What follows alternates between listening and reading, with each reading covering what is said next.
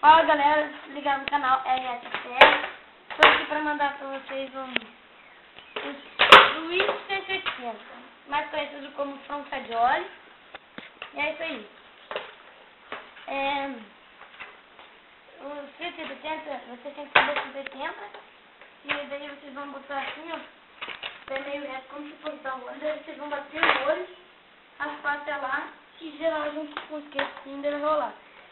O Switch Frontadioli. Agora eu vou tentar mostrar aí pra vocês.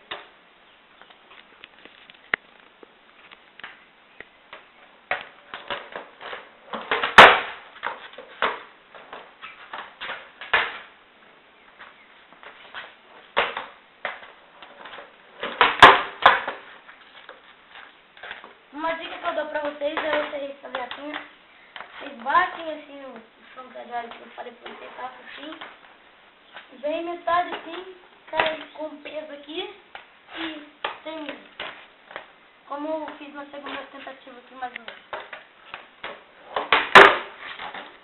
Aqui eu não sou muito bem de fazer isso aí não.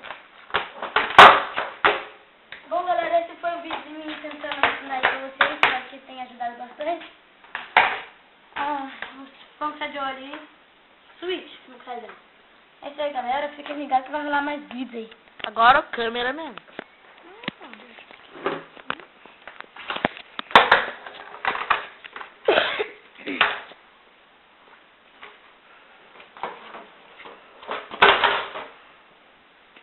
É isso aí galera, valeu, falou.